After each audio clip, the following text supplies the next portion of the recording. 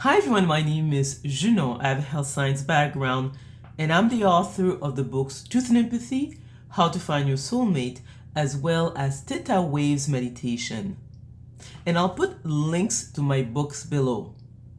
This video is about why the vast majority of people who are overweight or obese have an ultra-processed food addiction. I think this topic is very sensitive because probably most people have heard of GLP-1 medications that a lot of celebrities take, and actually I have some notes here in terms of what GLP actually stands for.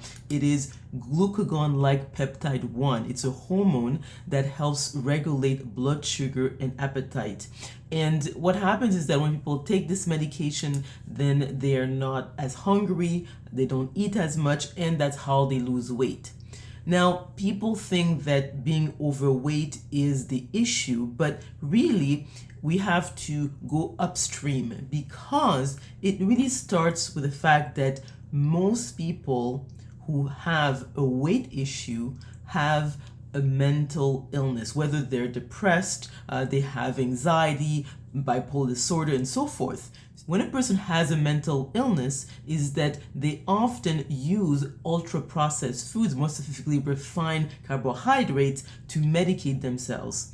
I've worked as a health coach and health educator, and I would say that in 99% of the cases, my clients had an ultra-processed food addiction. And what happens is that they are unable to control their urge because they're not eating to feel full. It is to actually get a high. Because when you look at refined carbohydrates, it is basically a drug. People will get high on it.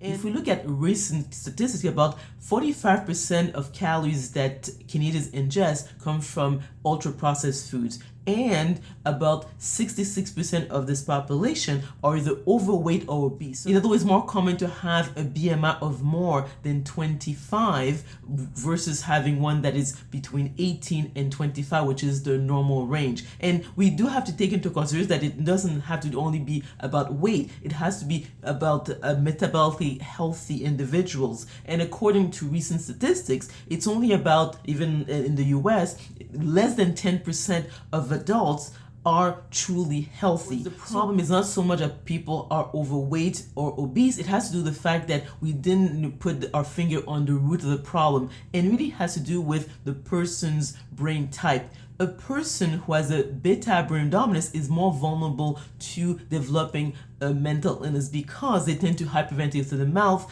and every person I've tested so far who breathes more than 16 times a minute had a mental illness. So one of the best ways to actually counteract that is to meditate. But meditation is challenging for most people because they have fast beta brain dominance, and it's difficult for them to slow down the brain wave to alpha or beta theta to experience a deep meditative state. And by doing so, it corrects their resting breathing rate, and then the person is less likely to develop a mental illness. So what I've done is I've created meditation videos with a theta brainwave frequency embedded in them. So when people watch these videos, their brainwaves automatically slow down, and that actually corrects their resting breathing rate, and they don't need to eat ultra-processed foods to medicate their mental illness. So I'm going to put below a link to my 7-day free trial so you can test these videos and know that they work, and you'll see that it's much easier to control your appetite, feel